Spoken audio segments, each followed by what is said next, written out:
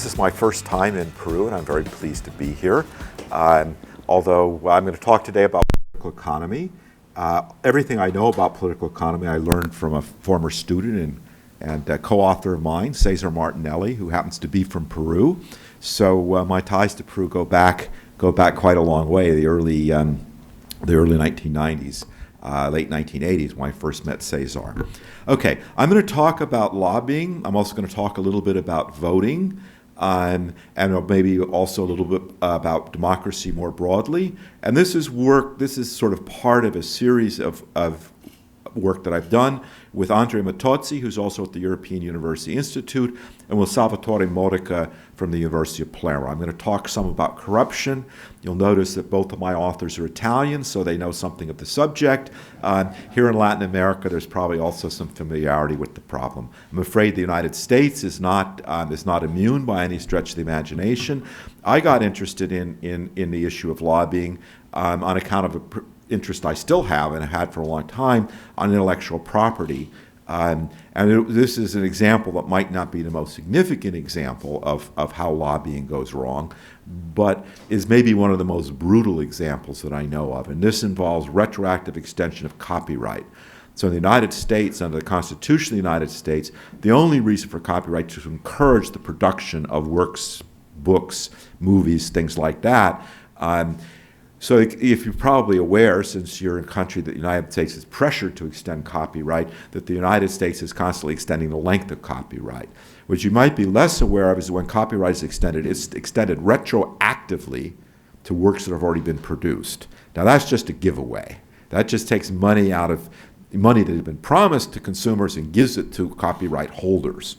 No election was held. Nobody voted for political candidates to promise we will extend copyright, but it passed Congress unanimously.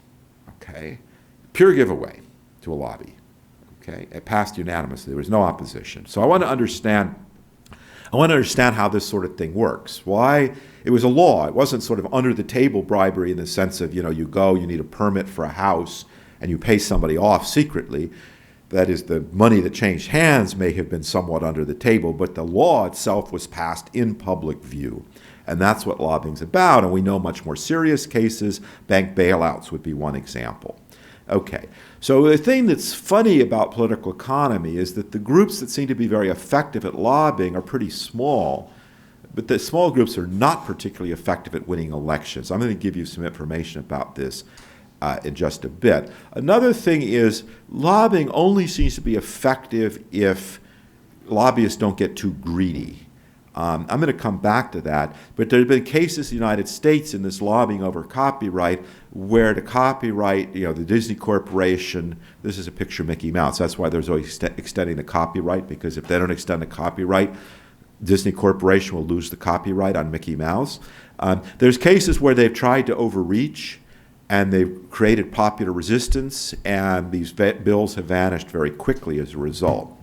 Now, these things are problems everywhere, but lobbying subverts democracy, and so I want to start by asking the question whether that's necessarily a bad thing, okay? Because it might be useful to have in mind that there might be cases where special interest lobbying might actually be good. I'm going to largely think it was a bad thing, but I want to think more clearly about this. So there's a literature, it goes to Asamoah and Robinson, that democracy is good from an economic point of view because basically you have a choice between having a small group of people that steal from everybody and an inclusive institution where many people participate in the political process. They do a lot of empirical work in which they throw away most of the data to prove that this is the case. I'm just going to put back in the data that they threw away. Just wonder whether autocracy is as bad as it's made out to be, and also to try to identify maybe where the biggest problems are. This is a graph of two different countries' growth rates since about 1960. One of these countries, these are both countries that were very poor in 1960. One of these countries is one of the very few countries post-World War II to become independent that's had functioning and good democratic institutions for the entire period since World War II. The other country has been an autocracy for, roughly 8,000 years. That's the blue line, the autocracy. That's the per capita GDP of the autocracy. The red line is the per capita GDP of the democracy. And you probably guess that the blue line is China and that the red line is India. You can see there's an enormous difference in economic performance between those two countries. Okay? So democracy is no guarantee of economic success, right? And one of the things, of course, that's important is that good policies matter. The problem with India hasn't been lack of democracy, it's been bad economic policies. I think most economists are fairly confident about this. Okay, but China illustrates both the strengths and the weaknesses of autocratic government. So if you wanted to do a welfare analysis between India and China, the picture would be a little bit more complicated. So what's the good of China? The good of China is because of the growth of China, the world as a whole has seen the greatest improvement of living standards of the median person, not of the rich, but of the median person in the history of mankind by an order of magnitude. So you say, how much did the Industrial Revolution do for the average person in the world from the beginning of the Industrial Revolution, say, in 1800 through the year 2000, in 200 years? And the answer is not very much. The living standard of the average person in the world did not increase a great deal because of the Industrial Revolution. The average person in the world was still very poor. The average person in the world is now relatively rich. And the reason for that is because of the phenomenal growth in China. Now, that came at a huge cost because the same Chinese government that has had this phenomenal rate of growth was also responsible for the Cultural Revolution, which was one of the greatest catastrophes in terms of human misery, right, in history. So you have it both ways. India is maybe the tortoise to the hare. India has lower per capita income. We have a little bit of an echo here. Lower per capita income, but it never suffered through kind of some of the catastrophic events that took place in China. So it's a little hard to know how to weigh that up. But the point I want to make is that policy matters. Good institutions can generate bad policy. Bad institutions can generate good policy. And there's also an argument that some people make that these autocratic institutions, fortunately, are doomed to be replaced by democracy because they're intrinsically unstable. China seems to be a pretty good example that that's not true, because China, after all, had an autocratic government that lasted for 1,300 years, which is a lot longer than any democracy has ever been functional for. Okay, so let's talk about good lobbying, bad lobbying, and democracy, because I want to point out that the role of lobbying and the role of voting are ambiguous as to whether it leads to good or bad economic outcomes. I want you to be a little bit suspicious of the purest forms of democracy, although I wouldn't urge you not to be democratic. So this is just a simple example. So I want you to imagine Peru, I think, is a relatively warm country, but you might want to think of a relatively cold country, Norway or Iceland, someplace like that. And in this country, everybody can light a fire to keep warm, but the problem with lighting a fire is it creates smoke, and that's annoying to all of your neighbors. So let's imagine a system of voting where people vote on regulations. Okay? And these regulations, each regulation has the name of a particular person, and the regulation says David Levine shall not light a fire. And then there's another regulation that says somebody else shouldn't light a fire, and so forth. So each person has a regulation. At any moment of time, there's some set of regulations in force. Some people are not allowed to light fires. And we pick at random a regulation, and we'll have majority rule, and we can either vote to create a new regulation prohibiting somebody from having fires or remove an existing regulation if somebody's prohibited from having fires. And it's pretty obvious what should happen here, right? Because everybody's against the fire except for the person that gets to light the fire. So everybody votes. I can't have a fire because it doesn't do them any good, but it does them harm. So after a while, we wind up with no fires. Okay? The problem with this is it could be good or it could be bad. We don't know based on what I've told you so far. It could be that the cost to other people of the fires is very large and the benefit of the warmth is very small, in which case it would be a bad thing to have fires, right? We would all agree that we would be willing to sacrifice our fires in exchange for not having to suffer through the smoke of other people's fires. Okay? In that setting, a regulation that got rid of all fires would be good. But it could be the other way around. It might be that that fires are very warming; they only produce a little bit of smoke, and we would all agree that we're willing to suffer through the smoke of everybody else in order to keep warm ourselves. Unfortunately, also in that case, right, the democracy would vote all fires out of existence, and we'd be shaking with cold. In the case where fires are bad, this is an example of what's known in voting theory as a Condorcet cycle, meaning that after we managed to impose all the regulations and that there were no fires, if we held another vote, and the vote was whether to allow all fires, it would unanimously pass. We would all agree that we wanted to start over again and let everybody light fires, and then we gradually vote the fires out of existence till we got to the bottom again, and then we go back up to the top. In the bad case, bribery would be a good thing. Why? Because we could bribe. Somebody's got to go around making sure we don't light fires. Well, if we could pay a little money to the person who's charged with investigating the fires, in the case where fires, right, in the case where fires are good and the regulation is bad, paying off this official would enable us all to have fires, and we'd all be better off for this corruption. Okay? So the point I want to make is a very simple point. It's that democracy is not necessarily good, autocracy is not necessarily bad, and corruption is not necessarily bad. So when we think about these things, we need to actually think about trading off competing political interests. Okay.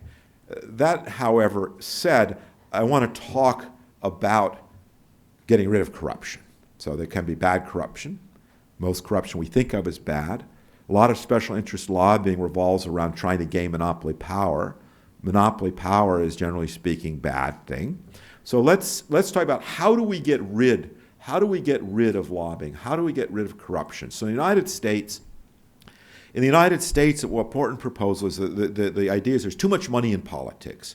Politicians are too susceptible to special interest lobbies that promise them money in the form of campaign contributions and, as we'll see, other things. And so the argument is if we want to have a better functioning democracy, we should get the money out of politics.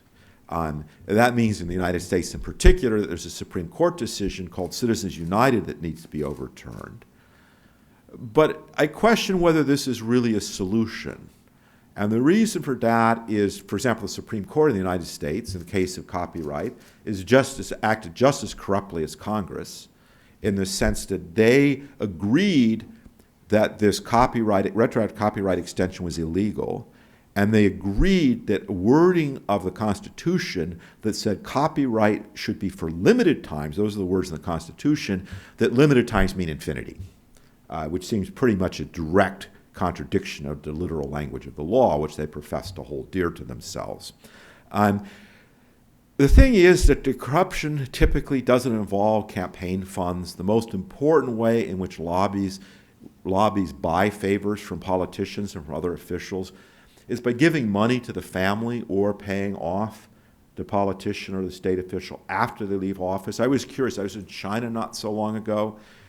In China, lobbying takes very much the same form. Former officials who were in charge of things like exports and imports and currency and so forth, after they retire, take post-retirement jobs working for local business lobbying groups. In the case of the United States, a particularly egregious case is the guy that pushed all the crazy copyright stuff through Congress, a guy called Chris Dodd, although he's from North Carolina, was frequently called the senator from Disney because when Disney barked, he jumped. And after he left office, he became the head of the Motion Picture Association of America, which was a several $100 million a year job without a great deal of duties that he had. And the message that he conveys, his lobbying message when he goes to lobby his former fellow congressman, is not, I wish to tell you why copyright law is good for the country.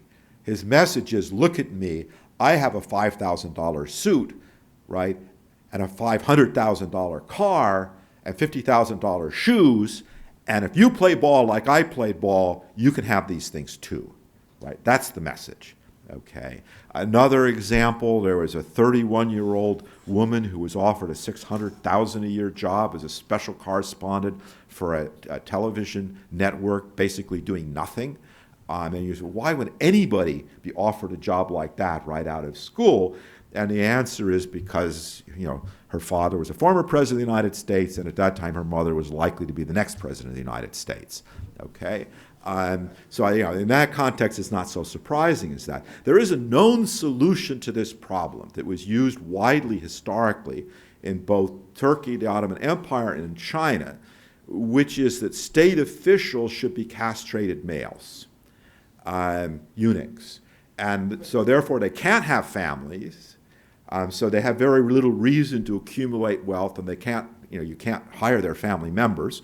And they were slaves, so they could never leave public employment to take jobs afterwards anyway. By modern sensibilities, this is probably not a practical solution to the problem of lobbying. So probably we shouldn't contemplate that as a possible method. So why is it, both lobbying and voting are political contests. In one case, people vote with their votes. In the other case, people vote with their money.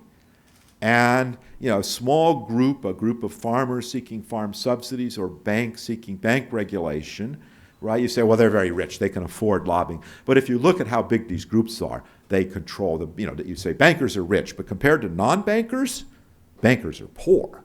Non-bankers control vastly more wealth than bankers do. Non-farmers control vastly more wealth than farmers do. So it's not a question that they can just outbid the competition. They definitely cannot outbid the competition.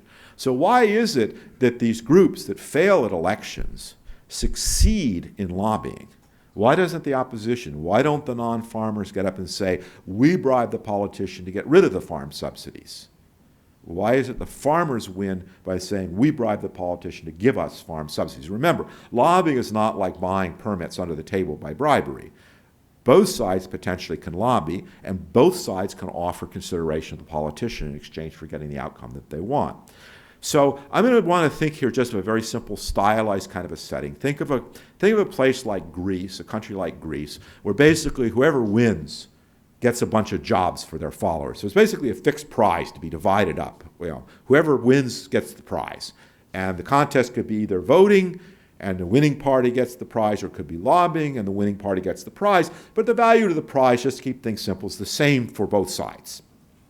And I want to think of what are some of the differences between lobbying and voting that might possibly account for the fact that these small groups are relatively effective at lobbying, whereas large groups seem to be more effective in winning voting contests.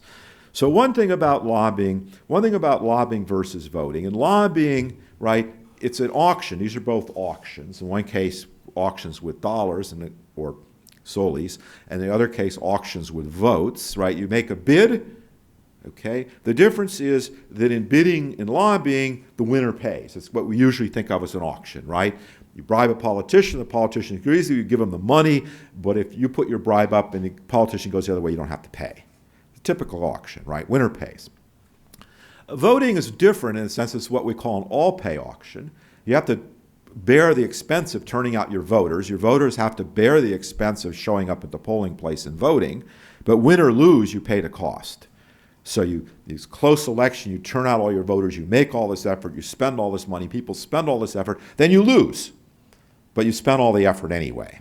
So it's an everybody pays off auction. Another difference between lobbying and voting is that the effort that's providing in a lobbying effort is relatively more useful than in the case of voting. There's actually some advantage in lobbying with money, and that's because the dollars that are spent on lobbying aren't really wasted from the point of view of the economy as a whole. That is, after all, a politician gets the money. It's not like the money was thrown away. Voting is different. It's kind of effort that's wasted, right? People spend all this time and effort, and what does that do for the economy? Not very much. And I would say that there's another difference between voting and lobbying that maybe is less familiar, but which I think is true, and that's this. It's a difference between a chore and a duty. It's expensive to lobby. To participate in a lobbying effort costs us something almost for sure, everybody that participates. Voting is a little bit different because in the case of voting, there are many voters who view it as their civic duty to vote. And what does that mean? That means because we view it as a duty, right, it's not, in a certain sense, it's not costly for us to vote. We get a benefit from voting. What benefit do we get from voting? Discharging our civic duty is a benefit. So where there's a cost involved in lobbying, there's potentially a benefit involved in voting. And I'm going to come back to that because that's pretty important. What I want to do is kind of survey what the consequences of these differences are. There's a difference between winner pays and everybody pays auctions, and the difference has to do entirely with the certainty of the outcome. That is, in winner pays auctions, the person who's more willing to pay wins the auction for sure. In the case of an everybody pays auction, the outcome has to be uncertain. I'm going to explain that. Okay.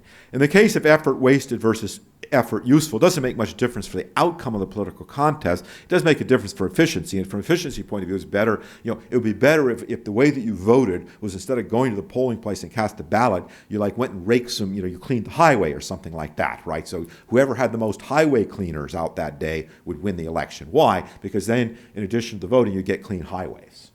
Okay, chore versus duty turns out from the point of view of understanding small versus large, what's important. It turns out that who wins is determined by the chore versus the duty.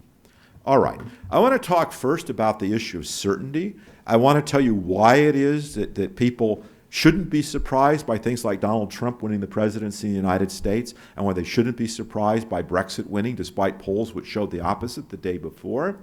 And I want to actually put in a little pitch for the social sciences along the way, because there's a broad uncertainty principle for the social sciences, and social scientists are widely condemned because of this. Physicists cannot predict the motions of individual particles. There's something called the Heisenberg uncertainty principle that says you can know either the momentum or the location, but not both. Economists, it turns out, cannot predict market crashes. And political scientists cannot predict the outcome of elections. Now, nobody, as far as I know, criticizes physicists for their failure to make these predictions, whereas economists and political scientists, we seem to be under constant criticism that we couldn't forecast the crisis, we couldn't forecast the stock market price, we couldn't predict that Donald Trump was going to win, and so forth and so on. It's a very strange thing, because the Heisenberg uncertainty principle is about these spooky particles that kind of anticipate what each other do, right? Whereas the whole reason that there's uncertainty in social science is because people anticipate what other people are going to do. And that's not so spooky as all that. We sort of expect that of people. It's a bit more surprising for little, atomic particles. So I'm going to go over something this is something that I will describe as the Lucas critique, although you might not know it under this name. I'm going to assume that two people, Jan and Dean, are playing a game. I presume people here are familiar with it, rock, paper, scissors. So it's a game of two players, and you pull your hand out, and you can do a rock, you can do a paper, you can do scissors.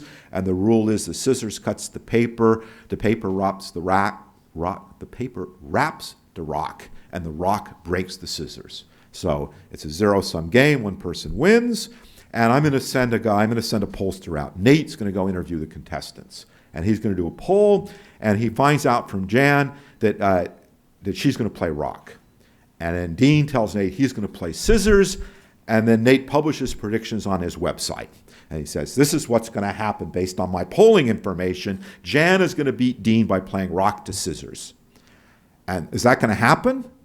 Not if Jan and Dean can read, right? Because Jan plays rock, and Dean says, aha, I've been told that Jan is going to play rock, so he plays paper and beats Jan. And you know what? The pollster was wrong. Okay? So the problem here is that the poll affects the outcome, and that's true in elections. And it's a broader principle than that.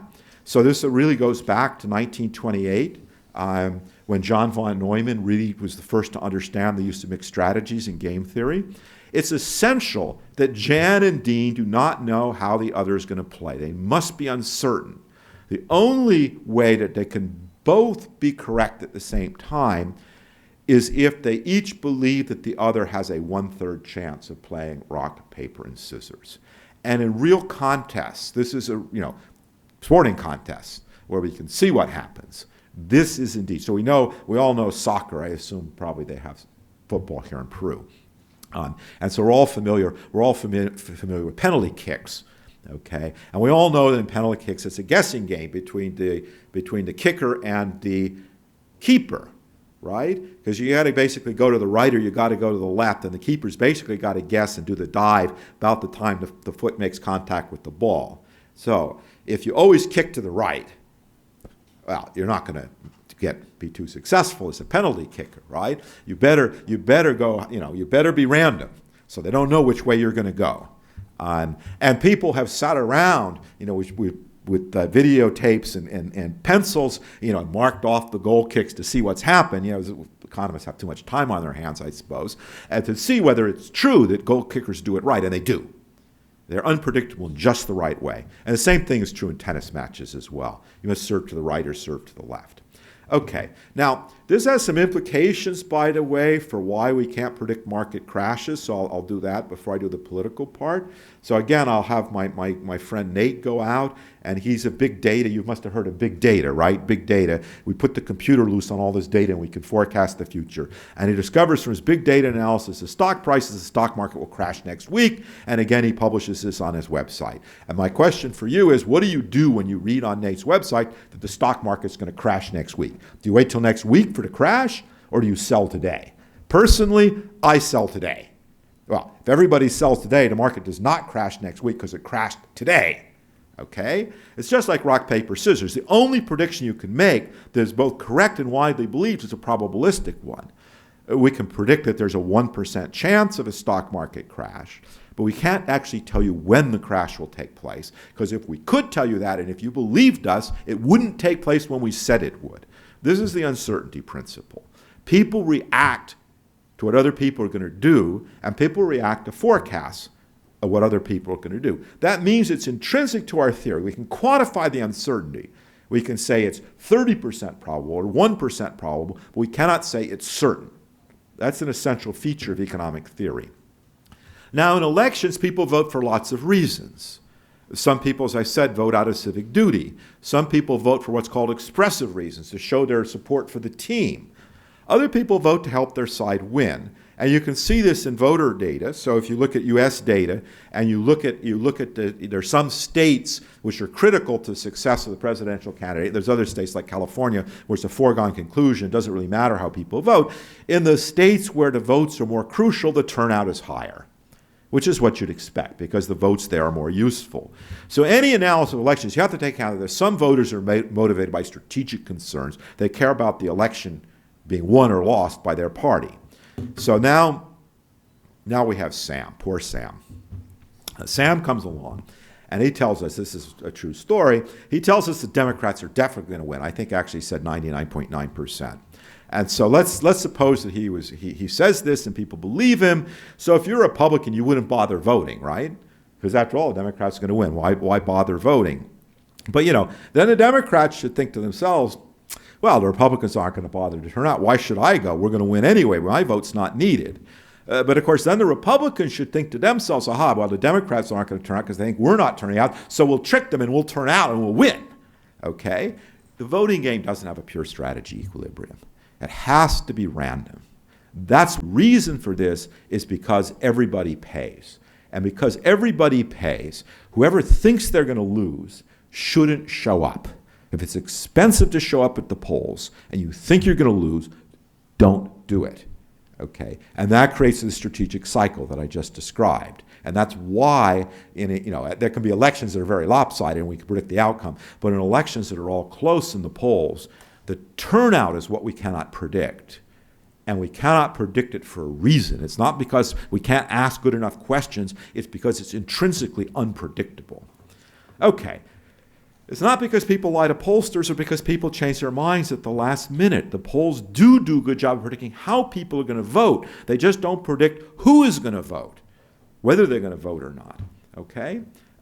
So this voting is subject to the Neumann uncertainty principle. I actually, the day before Donald Trump was elected president, I was teaching a class on political economy, and I said to the students in the class, I basically gave them this slide. I said, guys, don't believe this stupid nonsense. Right? This is a relatively close election according to the polls, and it can go either way. I wouldn't probably put it 50-50. I might have put it 60-40 in favor of Clinton. But I wouldn't have put it much less than 40 on Trump. Right? It was a bad flip. I'm sorry about that. But that's life. When things are random, things can go wrong. Okay. I want to, in this context, because of course there's a lot of ex post analysis of these elections explaining what Hillary Clinton did wrong and what Donald Trump did right. I'm going to describe something that a colleague of mine at WashU, Jonathan Weinstein, has labeled the Norwood Fallacy, which I think is a pretty good description of it. So he uses the following example of sort of a close contest decided randomly. So this is you probably have heard of the Super Bowl here in Peru, right? This is the big American football game at the end of the year. And in 1991, one of the teams won when the other team missed a field goal. And it was a long field goal attempt. And for a field goal attempt, we have statistics. We know about how likely it is that you make or miss an attempt like that. And it's about 50-50 you make it. So basically, at the end of the game, they flipped a coin, and one team lost.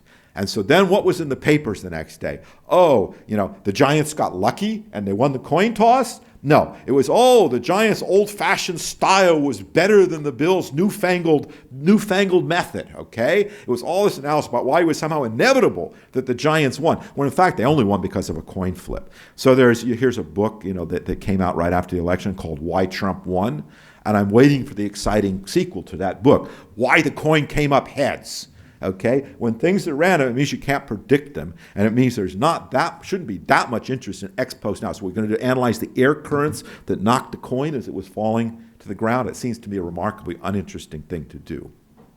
Okay, so voting versus lobbying. Everything is relative, okay, but not everything is relative. This is, people in cocktail parties, you meet somebody who doesn't know any physics, right? And they tell you everything is relative. Einstein proved everything is relative. Well, actually not, right? Because acceleration, angular momentum aren't relative, okay? So some things are relative and some things aren't, okay? So here's the all-pay versus the second price auction. Does that tell us about who wins and who loses? So here's the thing. In both the all-pay, we know what happens in a second price auction, right? In a second price auction, everybody bids whatever the prize is worth to them.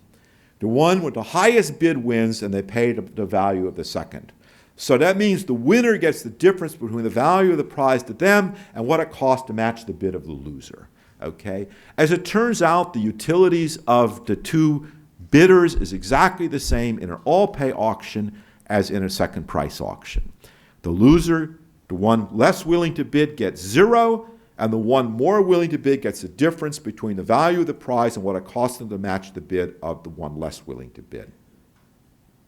It doesn't make any difference in terms of utility whether we have an all-pay auction or second price auction. That might be a surprising result, but from a point of view of welfare, it makes no difference. All pay or second price have the same consequence for utility, for the benefit, for the welfare of the agents and the bidders. Okay. The difference is in the second price auction, the outcome is certain. We know that the party that has the advantage will win. Whereas in the all-pay auction, the outcome is necessarily uncertain. But it doesn't tell us whether small groups or large groups are going to be more effective. So small groups are indeed effective. Here's some rather interesting evidence on that point. There's lots of evidence. Manker Olson 40 years ago was writing about how small groups are much more effective than large groups. This is about agricultural subsidies. So this is a group of countries selected because of their political similarity and similarity in their income levels and so forth. And there's a list of the countries on the left. In the middle column, it's the fraction of the country, the fraction of GDP that's agriculture. And the right column is how many hours a year an individual who's not a farmer has to work to pay farm subsidies.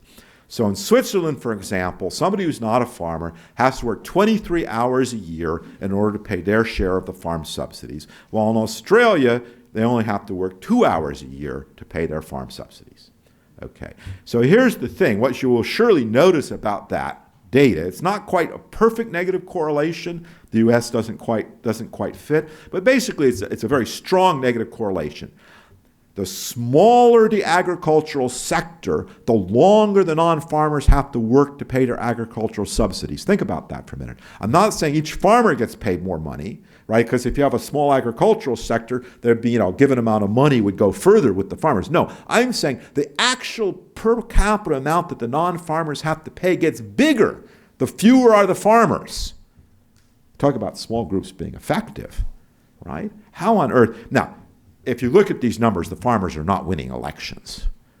No group that's 2.4% wins an election, right? Maybe if you're 35%, you might win an election.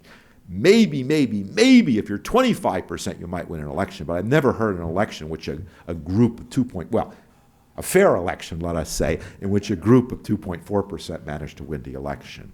So why is it? What is going on? And now I want to come back to the cost side. I want to talk about fixed costs and chores, and I want to talk about duties. Okay, so I think we know the answer to why it is that the small lobbies beat the large lobbies. And I think it's actually common sense. And here's the question: Suppose you're not a farmer, And here's the question. You could get an extra 11 hours a year, okay, if you got rid of the farm subsidies. Is it worth it to you to get involved in an anti-farm, some big anti-farm lobbying effort to get, it's 11 hours a year, right? Is it worth it to get 11 hours a year? You got to figure out, you got to join a movement, you got to give them money, you got to go to meetings. Before you even do that, you need to figure out who's in the movement. It's a big deal, right, to become a real member, contributing member of a lobbying effort. Okay, and it's costly for the lobby as well to have me join, right? They got to make sure I'm not some kind of a ringer. They got to try to get some money from me. You can't just, join a lobbying effort by writing a check for 32 cents, right? There's some basic indivisibility, some basic fixed cost, some basic thing you have to invest before really you start doing any useful lobbying.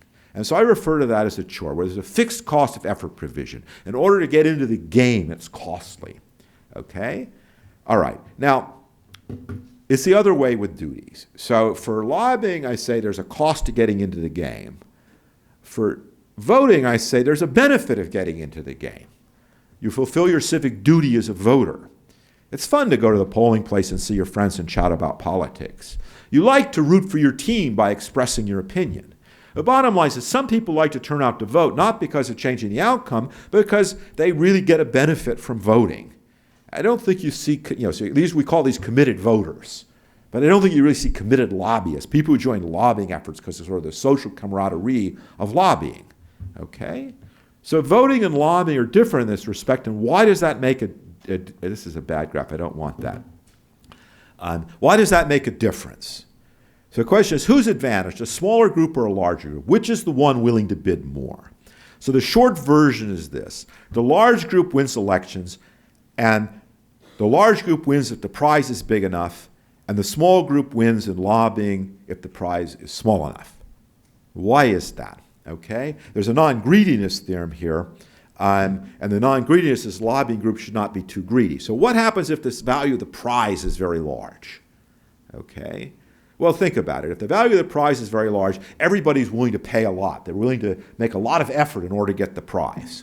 Now, who can make more effort? The big group or the small group? The big group's bigger. It's got more money. It's got more people.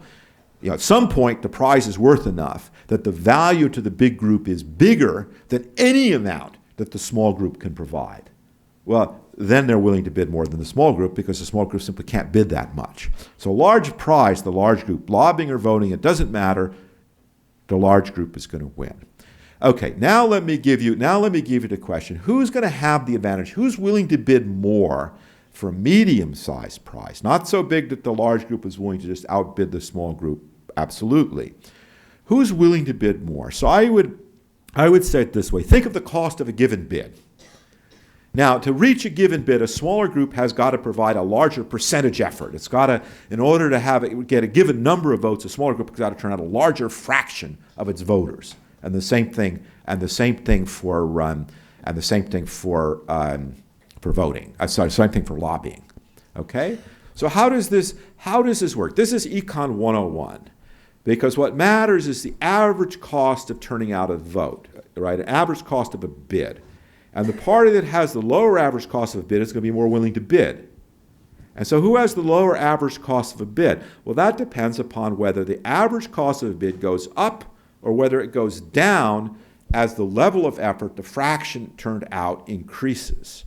And we know from Econ 101, this is a concave versus a convex thing. If the cost function is concave, then average cost is decreasing with effort, and therefore the small group, which has to make a bigger per capita effort, faces a lower average cost. So with a concave cost function, the small group is advantaged. And if the nature of the cost function is there's a fixed cost plus, say, a constant marginal cost, that is concave. Or maybe another simple way to say it is this. You got to pay a fixed cost for each person that goes in. There are fewer people in the small group than the large group. Therefore, it pays the fixed cost fewer times. And that's what gives the small group an advantage in lobbying. And in voting, it's the other way around. In voting, the cost function is convex because it's flat. The first set of voters turn out for free, and then it starts going up. And when the cost function is convex, average cost is increasing with effort size. And therefore, the group that provides the higher percentage effort, the small group, has a higher average cost, and therefore it's disadvantaged.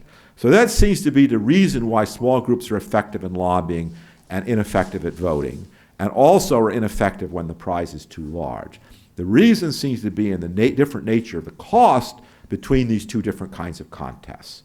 In one case, there's a fixed cost lobbying. Nobody likes lobbying. There's a fixed cost of joining the movement. In the case of voting, there's a civic duty. There's an expressive component. The first set of voters turn out basically without cost. Okay? So there is a story about why these things are different. Where we go with that's another question. I will say a few more things about lobbying, because small groups aren't always effective at lobbying. So the advantage of a small group, its per member fixed cost is less. The advantage of a large group is it has more resources. But the nature of the prize matters. So we're talking about a prize so far that's a fungible prize. It's an amount of money. The amount of money is worth the same to the small group as to the large group. That is to say, per capita, the value of the prize is higher for the small group than the large group. Right? So there's a given amount of farm subsidies. There's very few farmers, so each farmer gets a lot of money. And there's very many non-farmers, so each non-farmer pays only a little bit of money. So when we're looking at the fixed cost, the farmers say, aha, it's worth it to pay the fixed cost because I get a lot of. And the non-farmers say it's not worth it to pay the fixed cost because we only have to pay a little.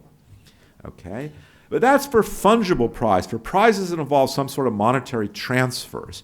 There's other kinds of prizes. There are prizes that involve laws. There are prizes that involve civil rights. And it's more natural to think about these kinds of prizes as being a prize where each member receives a per capita benefit, regardless of how many people there are.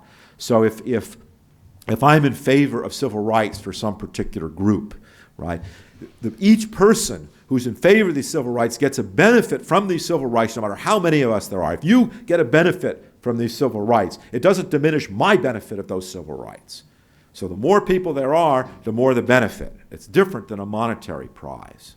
Okay? And that's why minorities are not, you say, why if small groups are so effective, if farmers can grab so much out of the rest of the economy, why don't small groups that are discriminated against lobby effectively for their own civil rights? And the answer is because civil rights are not fungible. Okay? And if you look at the history of civil rights in various different dimensions, what you discover is that small groups have never been able to get civil rights. They get civil rights not by lobbying in the sense of bribing politicians. They get civil rights by convincing a majority, a large group of people, to support them. That is, these things become true when lots of people agree that it's a good idea. So when white people agree that black people deserve rights, then black people get rights, not because black people are able to pay off politicians to get those rights. So there's a very great difference here between these kind of social and civil issues and fungible monetary prizes in terms of the effectiveness of lobbying groups. And it's important to understand these things because you want to know who's going to be effective and who's not going to be effective. I would not encourage a civil rights group to try to bribe politicians. I would encourage them to try to convince people that they deserve their rights, which is how historically groups have been effective. Okay. All politicians are corrupt. I don't mean they're always corrupt all the time. I think almost all politicians are eventually corrupt. There's a pretty good example of this in the United States, which is perhaps not as famous for its corrupt politicians as some other countries. There was a politician, a member of the House of Representatives called Barney Frank. He was a young firebrand Democrat that came in right after Watergate, all full of ideas for reform and goodness and so forth. And the evidence is he meant it. He was very, very, sort of straight, wanted the common good and so forth and so on. And he was actually eventually put in charge of the banking committee in the House of Representatives, and he's responsible for the bad regulation that led to the 2008 financial crisis. And as he was writing this bad regulation to do the will of the banks, he was getting free mortgages from those same banks. It's a fairly classical example. So he came in with all the right ideals, and the evidence is that he really was an idealist when he came into office, and he was an idealist for a long time, but eventually he stopped. So you can see that there's a social issue, a cultural issue here, right? You know, you got to hope that, you know, what your hope is that politicians are honest for a while, okay? And that there's enough people that when you replace a dishonest politician, you can put an honest politician who will be honest for a while, right? Otherwise, you're kind of dead. If all politicians are all corrupt all the time, it's pretty hard to do anything. Voting doesn't really much matter anymore. They just take bribes. And if you're a voter, you say, well, what's the point in throwing the crooked guy out? He just gets placed with another crooked guy. Okay, and this crooked guy, at least, you know, he's been in office for a while, so he's not, you know, going to completely muck things up. Okay, there's no point in finding a corrupt politician replaced with a less competent but equally corrupt politician. You could if you could commit, but commitment's difficult in this setting. So the underlying pool of potential politicians really matters. Okay, and you know, if you look across places that have the same history. So in Italy, for example, the political institutions in northern Italy are exactly the same as the political institutions in southern Italy. But if you were to look at the level of corruption among politicians in northern Italy and southern Italy, and how well government functions in northern Italy versus southern Italy, you find a huge difference. And I'm suggesting maybe part of the problem there is the underlying cultural difference, that dishonesty and corruption is not as badly viewed in southern Italy as it is in northern Italy. So you think of Italians as being kind of very, you know, very forgiving of corruption and understanding of corruption. That would not be true if you were to go to Milan, where people are pretty straight-laced. But it would be true if you went to Palermo, where they aren't so straight-laced. Bear in mind that two of my co-authors are Italian, so they know this stuff. I just quote them. Okay, I want to wrap up by saying a little bit about populism. I don't know that here in Peru you guys have been struck by the wave of populism just yet, although I understand you have. Well, at any rate, I know just south of here in Chile it has been hit. As you're probably aware, the United States and the United Kingdom have been hit by populism. It's a bit of a mixed bag, of course, because a lot of European countries have turned away populists, while other European countries have put populists into office. So there was a big defeat for populism in France, for example. In Germany, the populists haven't even been a threat. So why is it? I want to talk a little bit about how politics and political parties have evolved, particularly in Europe and the United States. Because what enables, what are the force that gets the strategic voters to the polls? Why do people vote? The important reason that people vote is because of the social pressure to vote. You're part of an organization. You're part of a peer group of people that think you should vote. And if you don't vote, your fellow peers sort of pressure you to vote. And there have been big changes in the social networks that provide this peer enforcement over time.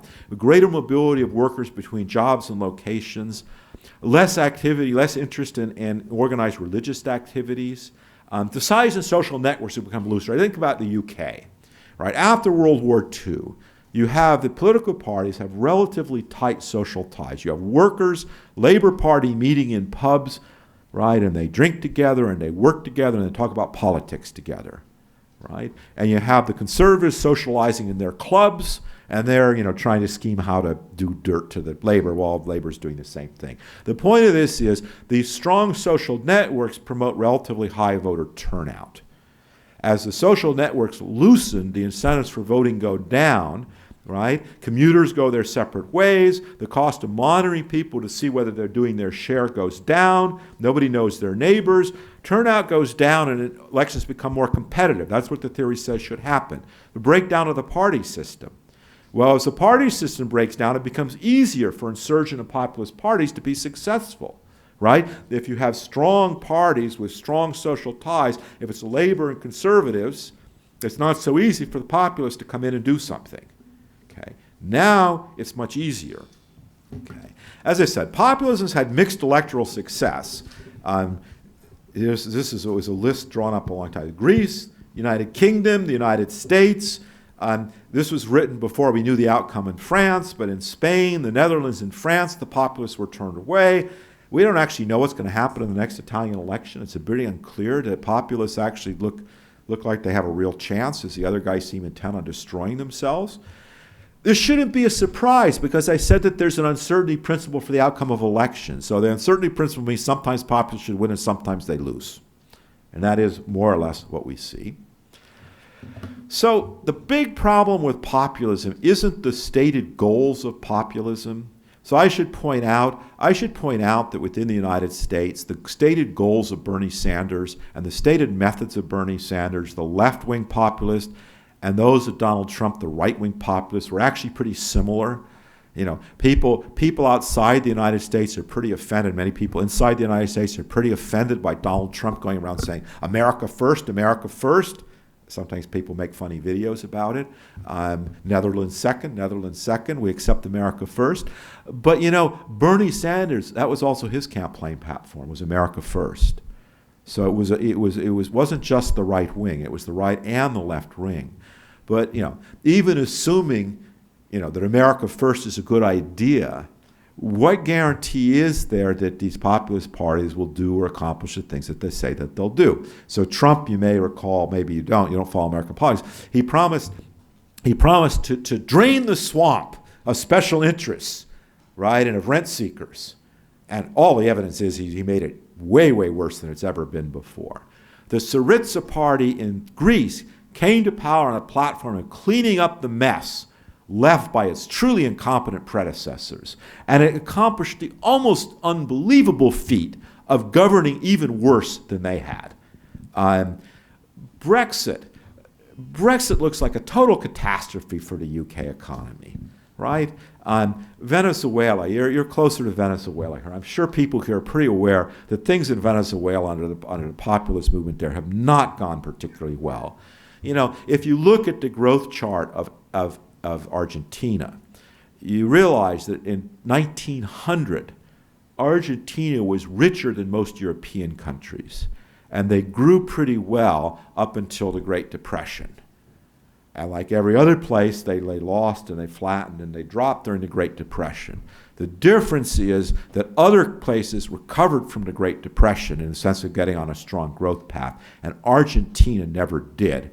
And it looks like the Juan Perón shock and the reforms that he made are a large part of that. Now, populist movements are not always failures in delivering things, right? And it's, you know, the things that populists want aren't always wrong things. Now, one of the things that populists want is this, right? Populists typically look and they see an elite who have special privileges granted by government. They're protected. Elites are protected from competition. Now, I think a good platform would be get rid of the competition protection for the elites. Populists frequently argue that the correct solution is to provide the same protections to everybody else that the elites get. Now, as an economist, I'm here to tell you that's a pretty bad idea, right? But I sympathize with the fact that they don't like the fact that the elites are protected from competition. That's not good for the economy. Latin America, of all places, we should know this, right? If there's one common theme about economic failure in Latin America, right, it's elites that dominate economies, right, and restrict trade in order to advantage themselves. This is a long theme in Latin American economics. So this is not a good idea. And populists are right to complain about it, okay? Their solution is a bad solution.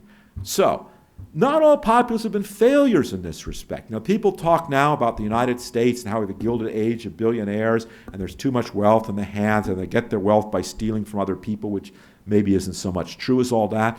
There was a previous era in the United States that was like that at the end of the 1800s, which is actually called the Gilded Age, right, where the railroad barons got land given away by government and built railroads on it. So they got huge handouts from the government. They became fabulously wealthy, and there was a huge populist movement against them. And Teddy Roosevelt, who was a populist, was swept into office as president on a platform, populist platform. And unlike these other guys, he was pretty successful, right? He introduced fairly moderate but useful measures, right, to counteract some of the abuses that have been going on. Antitrust law originates in the United States under Teddy Roosevelt, okay? And there were other measures taken against monopoly at that time, didn't completely wipe out the trusts and so forth, but had a fairly beneficial effect without the downside. So populism, the problem with populism is that they have the wrong, they identify the problems right. It's just their solutions are often very wrong. And of course, the problem is it's very difficult for voters to know, right? If people with PhDs in economics argue over what the right economic policy is, how is a voter, who doesn't have 20 years of education and experience and expertise possibly going to be able to tell? And what conceivable incentive would you have to acquire this information given that your vote basically doesn't count anyway, right? So this is the curse of rational voter ignorance. So I want to actually propose that the solution to populism is a somewhat different solution. Because populism seems to be, in most cases, voter backlash. You know, what happens when the lobbyists are too successful and too rent-seeking, right? The voters rebel, as they should, and they rebel by voting for populists. And you know, if you look at sort of the corruption of the banking sector, and even of the experts, some of whom are economists, prior to the financial crisis in 2008. There's a famous economist that went to Iceland right before the banks collapsed and was paid, a couple $100,000 by the Iceland government and got up to announce that the banks in Iceland are in great shape, nothing to worry about here. You know what happened in Iceland, I hope. He couldn't have been more wrong. And people see in these crises, they see Goldman Sachs getting government handouts, that the rich jump on life rafts to escape the crisis, while the poor man in the street is left to pick up the burden of taxpayer-funded bailouts. Okay, people are rightly angry about that. The Tea Party movement in the United States, which is kind of deteriorating, there's some strange right-wing, swamp of its own, started as a movement against the bank bailouts. Right, that's where it began. The populist proposal of Donald Trump and Bernie Sanders are the same. Their analysis isn't so much different than mine. I disagree. Well, Donald Trump's a liar and he's useless, so whatever he promises will never be delivered to anybody. That's a different question. Bernie Sanders is actually sincere. He might have been a worse choice as president because he might have actually tried to do some of this stuff. But I don't actually disagree. I don't actually disagree with the fundamental heart of the analysis, right? Which is that greedy elites have taken advantage of the political system to buy political favor. They've been successful as lobbyists. They've carved out exemptions for themselves against competition while making sure that everybody else is subject to competition. And this is bad for the economy. It's not just greedy, not just taking money from the poor and giving to the rich, but it's bad for the economy as a whole. It's bad for innovation. It's bad for growth. Okay? It's bad for all. So I agree with the basic thing. And the antidote is at the ballot box. But the problem is that is a very uncertain outcome. Not only who's going to win, but of course the high likelihood that the populist winner is going to do something even worse, right? Hugo Chavez. Hugo Chavez was responding to real economic discontent by people who had some reason to be economically discontent, right? The fact that he introduced catastrophic economic policies is a different statement than saying, what he wanted to accomplish was a wrong thing. Right? Okay. So, if you're concerned about populism, then the place to start is with the rent-seeking, right? In the times before the populists come, squeeze the rent-seeking out. This used to be better understood by the more rightist parties, that you had to give something to the masses and not just grab, because if you kept grabbing, eventually they were going to outvote you. Conservatives seem to have forgotten this basic principle of conservatism, that you need to have a few bread and circuses for the poor people. But you need to squeeze the lobbying out. You need to think about how to reduce the lobbying and the rent-seeking, right? One of the things that people seem to think is that the way to reduce lobbying is to increase the cost of lobbying, make it illegal, put restrictions on lobbyists, make it harder to lobby. You know what? According to the theory that I've just gone through with you, that's actually the wrong idea. One of the solutions to lobbying is to make it cheaper. You should make it easier for people to be involved in lobbying. Why? Because if what you want is the larger group to have greater success at lobbying, the more expensive you make it, the more it advantages the smaller group. The cheaper you make it, it evens the playing field so the larger group has a chance to be able to compete on a more equal playing field in lobbying with the smaller group. So it's actually exactly the opposite of what people think, okay? So I'm mostly here as a theorist to try to sell you the idea that we understand something about the sources of these problems. And understanding something about the sources of these problems, we can begin to work out ways of solving some of these problems. I'm not here to say I have the magic wand. I wish I did. I don't think that lowering the cost of lobbying is going to solve all of our problems with populism and with rent-seeking. But I do think that a clear understanding of how the political system works, both with respect to voting and with respect to lobbying, is an essential place to start on thinking about what sorts of reforms, political reforms, social reforms, and other reforms, will lead to stronger institutions that are more resistant to these kinds of problems. And that's where I come to an end. Thank you.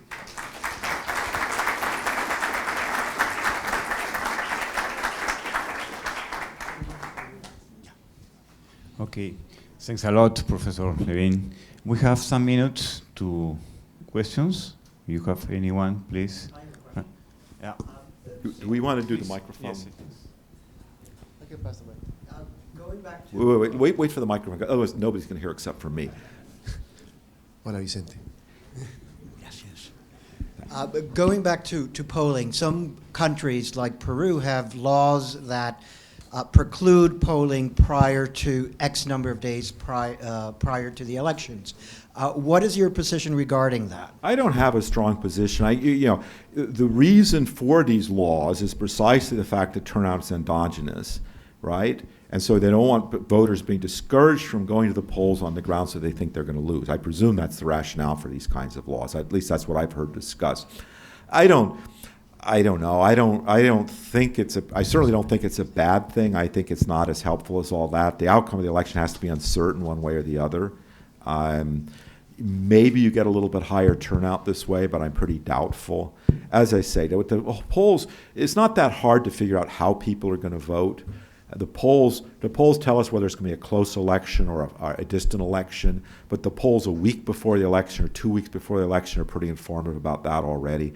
The changes of political affiliation and so forth that determine how people are likely to vote if they vote is a fairly slow-moving process. People do move from political party to political party. They do move, right, swing votes back and forth, but not in 2 weeks before the election or 3 weeks before the election. This takes years or months. So I don't think it makes that much difference would be my short answer. Actually, my question was along those lines too. It seems to me that some of your conclusions fit better in countries with voluntary vote. Yes. But there are countries where there is compulsory, and so I would like you to go over your ideas, whether that kind of distinction also alters your results. So we'll talk a couple things I would say about mandatory voting. The first thing I would say about mandatory voting is I think it's more symbolic than anything else. That is to say, most countries have mandatory voting. There's some sort of system of fines if you don't vote. And my impression is that these are not very well enforced, at least in the places that I'm familiar with. And if you look at actual turnout, in countries that have mandatory voting, you do see very substantial changes in turnout, which indicates that sometimes people are voting and sometimes they're not, so that the enforcement mechanism is imperfect. It's also true if you look at countries with mandatory voting that turnout is generally higher than in countries without mandatory voting. That may be because of the incentives, but I suspect that it's more because the fact of mandatory voting is kind of a sort of an additional form of social pressure on people to turn out and vote, more so than the actual threat that you might get some very modest fine if you didn't vote. From the point of view, so it should lead to greater certainty in the outcome, and the reason for that is because if everybody turns out, the large party wins for sure. So you might think there would be less randomness in outcome due to mandatory voting. This is an empirical question which I have not studied, and therefore I don't know the answer to. It would actually be an interesting empirical study to see if it's really true that in countries with mandatory voting, right, the polls are better able to predict the outcome of elections. That would be a prediction that I would make, but without looking at the data, I can't tell you that it's true or not.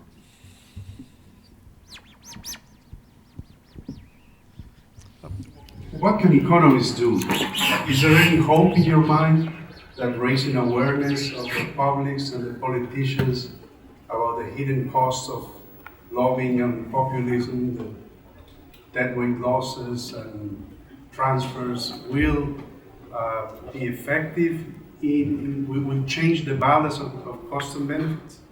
So the biggest concern I have in this dimension is with the discreditation of experts through us allowing charlatans in our ranks, right? So in the Brexit campaign, there was a big. The experts actually agreed pretty strongly that Brexit was a bad idea, but the pro-Brexit forces said, well, the experts are just a bunch of liars, and the problem was that was a creditable allegation, right? Because a lot of experts had discredited themselves by lying.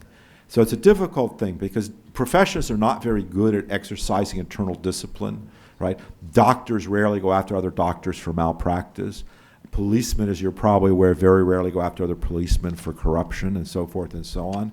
And the economics profession is not very different. We have charlatans among our ranks. Some of the most prominent and vocal economists I know of, Paul Krugman and Joe Stiglitz, at this point, very distinguished economists that did very fine work, which they basically now repudiated and replaced with some completely idiotic populist platform and go around saying things that are completely ridiculous and are proven untrue a few days later. But we don't denounce them as a profession, and so the things that they say that are untrue come back to reflect on all of us as economists. So this is a concern that I have. If as a profession we don't have credibility, then people won't believe us, even though we're right. And the only way we can have credibility is to take out of the picture the publicity people, the publicity hounds, the money seekers, the rent seekers among our own ranks who discredit us through their bad behavior. So yes, I think we can have an impact, but we need some way of allowing the rational, ignorant voter who sees a Nobel Prize, and why should you think that somebody with a Nobel Prize doesn't know what they're talking about, right? Some way of communicating to rationally ignorant voters who are the experts you can trust and who are the experts who are liars. And unfortunately, I don't. Internal discipline with professions, as I say, nothing unique to the economics professions, turns out something very, very difficult, right? So I'd like to see greater internal social pressure among economists to, speak out against people who are charlatans among our ranks. And I think that would help our credibility, but I also don't really know how to accomplish. What do you think about the idea of reducing the size of the state and deregulate to control also lobbying?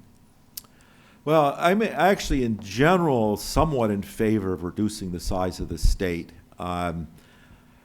Whether that really reduces lobbying or not isn't that clear to me. I mean, if we look across countries, I'm not sure that we'd say that the biggest problem in lobbying are countries like countries like Sweden that have a very big public sector.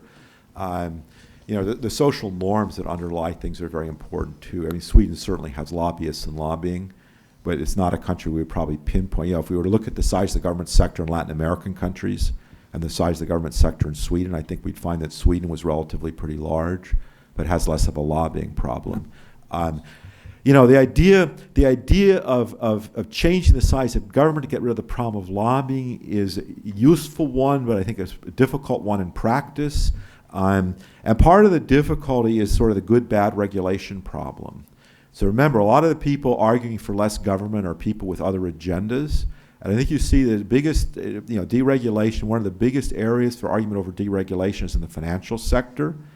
And the financial sector, this is something I think that economists are pretty unanimous agreeing on. There's two ways you can run the banking sector. You either deregulate it entirely, so you don't bail out failed banks. It's a free banking system. Banks that fail take their customer deposits with them, and tough for the customers.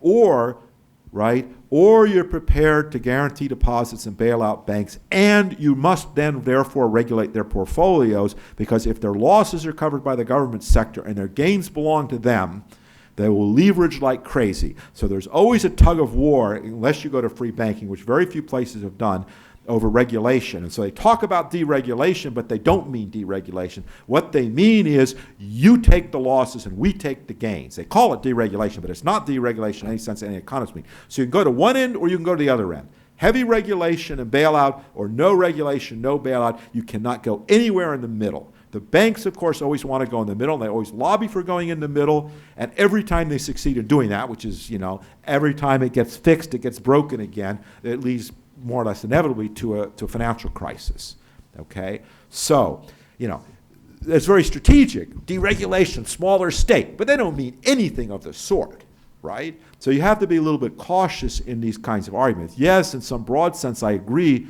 I guess I would fair to libertarians here. I would like to see less government intervention in a variety of different dimensions. But, it's hard to say. You look at Sweden. Sweden has very heavy government intervention, has a big government sector. It doesn't do a lot of real redistribution, but the government produces a lot of services. right? So, mostly middle-class people pay a lot of taxes. In exchange for their taxes, they get a lot of health care, they get a lot of child care, they get a lot of these sorts of things.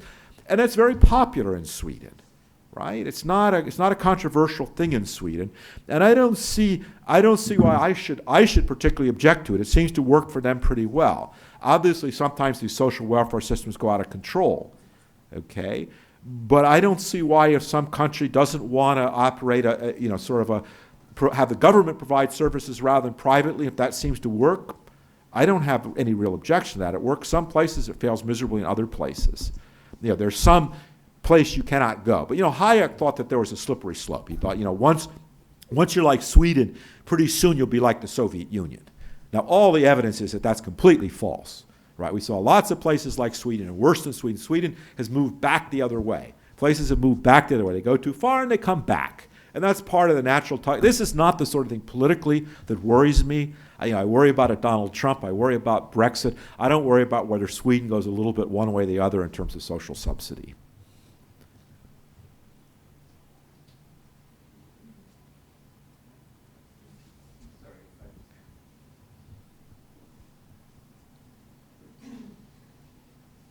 Sorry. Going back to the chart you showed comparing China and India. Yeah. That was per capita GDP. Yeah. So is there a middle way that you think an emerging country could have, like good bureaucrats and democracy? So say India, in the last 10 years, is kind of catching up with democracy. Or is it doomed to failure at some point? Well, I don't think democracy has obviously been pretty successful economically, right? India is actually more successful in a lot of places in the world. I mean, if we were to compare India with Africa, where Africa has basically never had any functioning democracy, India has had a much more stable and higher growth path. So I don't want to be comparing India to China, India's done poorly. But overall, India has not, they got off to a pretty rough start. They had very bad economic policies. Their economic policies have been improved, and growth prospects have improved as a result. And part of the problem is not specifically an Indian problem, it's an intellectual. I mean, ideology matters. And the ideology of socialism and government intervention in the economy, of import restrictions and export subsidies, right? These kinds of ideas were widespread among economists in the 1950s, the 1960s, and even the 1970s, right? And it's sort of, it was sort of an experiment. I mean, we now basically don't believe it because we saw it tried and it didn't really work. But of course, you have to realize at the time, it wouldn't be so apparent. There wasn't really evidence there. We have no real reason to suppose that that wouldn't work, right? So it's hard to condemn people for ideology when there's really no substantive evidence to indicate that it wouldn't work. They thought they were doing the right thing, right? It's tragic, perhaps, that they did the wrong thing, but in the end of the day, you have to go with what you know, and these ideologies have gradually now been driven out with the consequence improvements that are taking place. Like here in Peru, right? What was it, Garcia? Was that yeah, right? Also had a similar set of policies. These were very widespread ideas, and intellectually were very creditable, and there wasn't a lot of evidence to indicate that they didn't work. Right? We might believe it as economists based on theory and based on careful study of evidence, but now you see more the massive failure of these kinds of schemes. But 30 years ago, 40 years ago, how would we really know that these schemes were doomed to failure? They hadn't really been tried yet. The thing that worries me, so really high growth like China, a really huge social change in China. Is that feasible in a democracy or even desirable in a democracy? That's very hard for me to answer. And one of the reasons for this is I do not know to what extent the Cultural Revolution, these other incidences that were really horrific, might actually be partially responsible for what happened afterwards. That is, by creating huge social upheaval and destroying institutions, it becomes possible to radically change institutions, right? So that you can have, could a country that hadn't gone through what China had done install the kinds of reforms that were installed later? That's a very hard question to answer. One hopes that one could have those kinds of reforms without the catastrophe that went before it, but we don't have a lot of, we don't have a lot to go on there, right? But the slow, steady improvement with institutions is not a bad model. I don't wish to condemn India here. India has many things they could do better, but they're clearly on a better path now. Peru is clearly on a better path now, right? At the end of the day, it's nice to have super growth like China, but at the end of the day, the important thing is that the lives of average people are gradually being improved, that the political system is stable, that you don't fall into civil war. And we know all the catastrophic things that can happen. As an economist, I always say, I can't really tell you what to do right. The only thing I can really do is tell you what to do wrong. If you want your economy destroyed, I can help you out. I can give you prescription for destruction, right? And so, as an economist, I can, of course, tell you, don't do those things, right? And that I think is a useful thing to be able to do, and it can deliver perhaps in India, but I'm not sure it can deliver in China.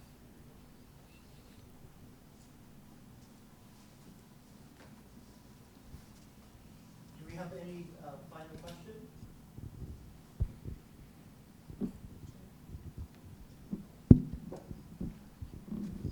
What do you think of Nate Silver's models to predict elections? Of Nate Silver's models. I don't know if you saw the Yes. Nate on my slides, but Yeah. no. So Nate Silvers is very conservative in the following sense. He clearly understands that turnout is random. He made much more conservative. I went against Sam because Sam made these ridiculous predictions. Nate Silver made actually predictions. He said he put Trump at about 27%. I think that's a pretty plausible number based on the evidence and turnout and so forth and so on. What he does is he estimates, he uses past election data on turnout to see how much variance there is in turnout. So empirically, that's a pretty good strategy. The thing I think he doesn't understand, I think he believes if he could get better data, he could better forecast turnout. I don't believe that that is true, but I think he's doing a pretty good job with the data. Right. I think he's wrong if he believes he could get better data that would better predict turnout, because I think there's intrinsic uncertainty in turnout. I'm not sure he understands that. But I actually I think the guy's pretty good. I read him and I find him pretty credible as an analyst of data.